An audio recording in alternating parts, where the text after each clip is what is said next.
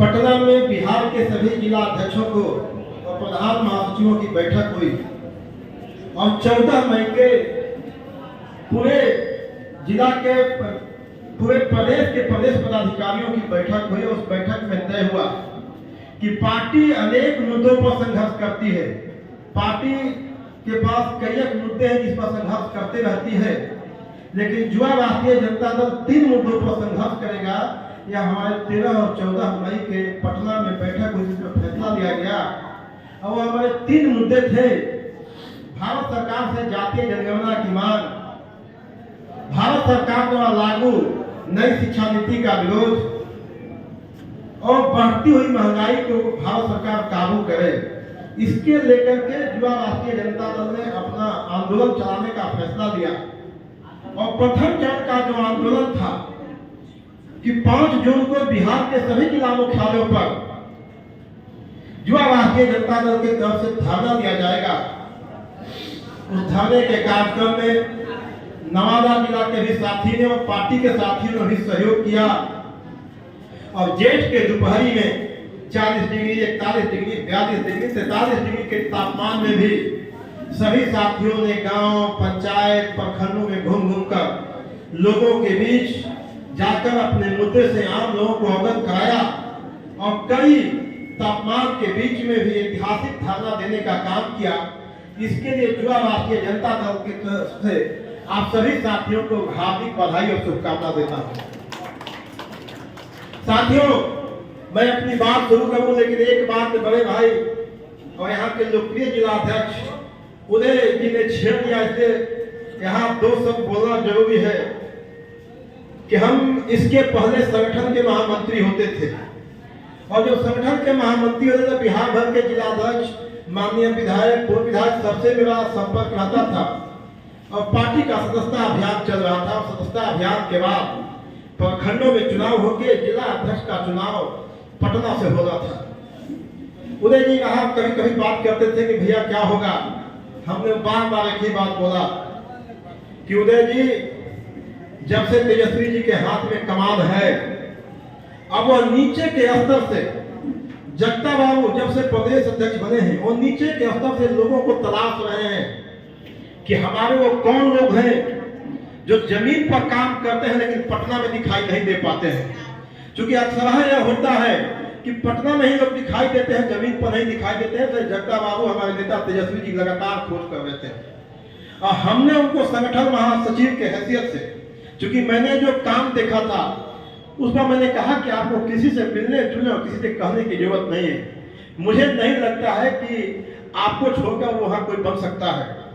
और साथियों, मैंने कहा कि किसी की जरूरत नहीं है।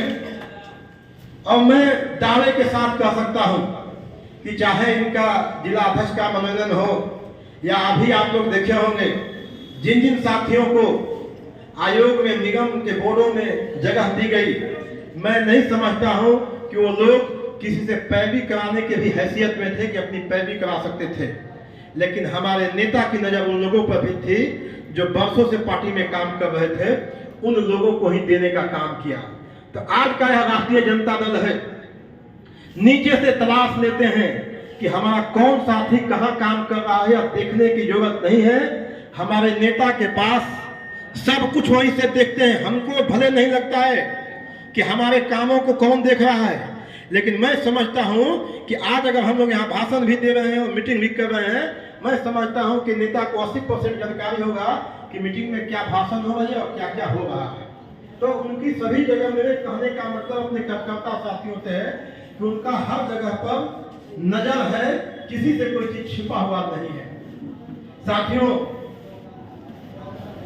अभी आप लोगों के बीच में भी जब मैं संगठन महामंत्री था तो 2024 और 25 की लड़ाई जब भारतीय जनता पार्टी से लड़ी जानी है, इसकी लगातार चर्चा हो रही थी। पार्टी ने महसूस किया कि लड़ाई एक नहीं कई मोर्चों पर लड़ना है। और उसमें एक मोर्चा, वैचारिक मोर्चा भी था कि आज का जो हमारा नया पीढ़ी है उसको भी राष्ट्रीय जनता दल के, समाजवाद के, अम्बेडकरवाद के संविधान से उनको वैचारिक रूप से मजबूत किया जाए। इसलिए हम लोग की पार्टी ने अम्बेडकर पर चर्चा का शुरुआत किया। ये अम्बेडकर पर चर्चा पार्टी के पटना कार्यालय से शुरू होकर के आपके भी अनुमंडल में हुआ, अनुमंडल के बाद प्रखंड में हुआ और प्रखंड के बाद पंचायत में भी चल रहा है। हो सकता है कि वो पंचायत बचा हो चुकी, अब अंतिम कगार पर पहुंच गया है। साथियों, जब अम्बेडकर पर चर्चा आपके जिला में अनुमंडल में होने का आया तो आपके पास एक पर्चा भी पटना से आया था और उस पर्चा में विषय था कि अम्बेडकर पर चर्चा में हम किस विषय पर चर्चा करेंगे। उस विषय था कि मनुस्मृति बनाम संविधान, बाबा साहब का जीवन और दर्शन और हमारे नेता आदरणीय लालू प्रसाद यादव जी के द्वारा किया गया काम। इन्हीं बातों पर हम लोग को चर्चा करना था। मैं भी इन्हीं बातों पर चर्चा करूंगा और हमारे विषय भी इन विषयों से बाहर नहीं है। चाहे शिक्षा का सवाल हो, जाति जनगणना का सवाल हो या महंगाई हो, इन विषयों से बाहर नहीं है साथियों। इस पर भी हम भी चर्चा करेंगे। हम लोग के नेता लगातार ये करते हैं और हम लोग लगातार संघर्ष कर रहे हैं कि इस देश को, संविधान को बचाना है। भारतीय जनता पार्टी जब से मजबूत हुई है, आरएसएस जब से मजबूत हुआ है, लगातार अगर कहीं हमला पर हमला हो रहा है तो देश के संविधान पर हो रहा है। लगातार उसके नेताओं की तरफ से बयान आते हैं कि देश के संविधान को बदलना है। सवाल है साथियों कि भारतीय जनता पार्टी को इस देश के संविधान से डर क्यों लगता है? भारतीय जनता पार्टी को यह संविधान क्यों नहीं भाता है? भारतीय जनता पार्टी को इस संविधान से नफरत क्यों है? और भारतीय जनता पार्टी अगर इस संविधान को जब हटाना चाहती है तो कौन सा संविधान लागू करना चाहती है? साथियों, वह मनुस्मृति का संविधान लागू करना चाहती है। आखिर भारतीय जनता पार्टी को मनुस्मृति के संविधान से प्रेम क्यों है, मोहब्बत क्यों है? वह क्यों चाहती है कि मनुस्मृति का संविधान लागू हो? यही बात हमारे युवा साथियों को समझना है, तभी हम आगे की लड़ाई लड़ सकते हैं साथियों। कि मनुस्मृति क्या कहता है, मनुस्मृति का संविधान क्या कहता है कि दलित हो, पिछड़ा हो, अति पिछड़ा हो, वंचित हो, शोषित हो, आदिवासी हो, महिला हो, उसको पढ़ने लिखने का अधिकार नहीं है। यह मनुस्मृति का संविधान कहता है। लेकिन हमारा संविधान क्या कहता है? दलित हो, शोषित हो, वंचित हो, अति पिछड़ा हो, महिला हो, आदिवासी हो, करोड़पति हो या खरबपति हो, ठेला चलाने वाला हो, रिक्शा चलाने वाला हो, दुकानों में काम करने वाला हो, खेतों में काम करने वाला है, दूसरे के यहाँ दाई और पोछा का काम करने वाला मेरी माँ बने हो, सबका बाल बच्चा एक साथ बैठ करके एक विद्यालय में पढ़ेगा। यह हमारा भारत का संविधान कहता है। इसी संविधान से साथियों भारतीय जनता पार्टी को डर लगता है, इसीलिए इस संविधान को बदलना चाहते हैं। मनुस्मृति का संविधान क्या कहता है? मनुस्मृति का संविधान आपको इस देश का प्रधानमंत्री चुनने का अधिकार नहीं देता है, इस देश का इस राज्य का मुख्यमंत्री चुनने का अधिकार नहीं देता है, विधायक, सांसद, मुखिया चुनने का अधिकार नहीं देता है। लेकिन हमारा संविधान, जो इस देश में संविधान लागू है, वह संविधान चाहे दलित हो, शोषित हो, वंचित हो, पिछड़ा हो, सवर्ण हो, सबको इस देश का प्रधानमंत्री चुनने का अधिकार है, सांसद चुनने का अधिकार है, विधायक चुनने का अधिकार है। यह हमारा संविधान इसको इजाजत देता है साथियों। बाबा साहब डॉक्टर भीमराव अम्बेडकर ने जब देश के संविधान को सौंपा और समर्पित किया तो उन्होंने कहा कि ऐ मेरे दलित भाइयों, ऐ मेरे अति पिछड़े भाइयों, ऐ मेरे शोषित और वंचित भाइयों, मैंने तुमको राजनीतिक ताकत दे दिया है। संविधान में मैंने तुमको राजनीतिक ताकत दिया है, मैंने तुमको आर्थिक ताकत दिया है, मैंने तुमको सामाजिक ताकत दिया है, मैंने तुमको समानता का अधिकार दिया है। आने वाले समय में तुम इस राजनीतिक ताकत से देश का प्रधानमंत्री चुनोगे, राज्य का मुख्यमंत्री चुनोगे, विधायक बनाओगे, सांसद बनाओगे, लेकिन यह संविधान पूर्ण रूप से तब तक नहीं लागू हो पाएगा, तुमको न्याय तब तक नहीं मिलेगा, तुमको समानता का अधिकार तब तक नहीं मिलेगा जब तक तुम पढ़ोगे लिखोगे नहीं। इसलिए अपने बाल बच्चा को पढ़ाओ। और उन्होंने कहा क्या मेरे दलित भाइयों, अगर तुम्हारे घर में 2 टाइम का खाना बनता है, लेकिन अगर बाल बच्चों को नहीं पढ़ा सकते हो, 1 जून के खाना से काम चलाओ और 1 का पैसा बचा के अपने बाल बच्चों को पढ़ाओ। उन्होंने निम्न वर्गीय परिवार को संबोधित करते हुए कहा कि मेरे भाइयों, अगर आपके पास 2 जोड़ी कपड़ा है लेकिन बाल बच्चों को नहीं पढ़ाते हैं एक से काम चलाओ और एक का पैसा बचा के अपने बाल बच्चों को पढ़ाओ। साथियों, यह सामाजिक क्रांति थी। यह शिक्षा के प्रति शोषितों, दलितों, वंचितों के बीच एक क्रांति की लहर थी और यह लड़ाई लगातार आगे बढ़ती गई। इसी लड़ाई को हम लोग के नेता डॉक्टर राम मनोहर लोहिया ने आगे बढ़ाने का काम किया। इसी शिक्षा के क्रांति के अभियान को हम लोग के नेता आदरणीय कर्पूरी ठाकुर ने भी आगे बढ़ाने का काम किया। इसी के अगुवाई में इसी सामाजिक क्रांति और शिक्षा के क्रांति को हम लोग के नेता लालू प्रसाद यादव जी ने बढ़ाने का काम किया। अब हर हमारे समाजवादी नेता अपने अपने समय में अपने अपने हिसाब से अपने अपने तरीके से इस देश के, इस राज्य के दलितों को, शोषितों को, वंचितों को, कामगार लोगों को अपने अपने हिसाब से संबोधित किया। और 90 के दशक में जब हम लोग के नेता लालू प्रसाद यादव जी आए तो उन्होंने शिक्षा के प्रति क्रांति के अलग को जगाया और अपने हिसाब से लोगों को कहा कि ऐ सुअर चराने वाले मेरे भाइयों, ऐ जानवर चराने वाले मेरे भाइयों, ऐ सब्जी उगाने वाले मेरे भाइयों, ऐ अंडा बेचने वाले मेरे भाइयों, ऐ ठेला चलाने वाले मेरे भाइयों, ऐ मेरे भाइयों जो दूसरे के खेतों में काम करते हो, ऐ मेरी माँ बहनों जो दूसरे के घरों में काम करती हैं, अपने बाल बच्चा को पढ़ाओ लिखाओ।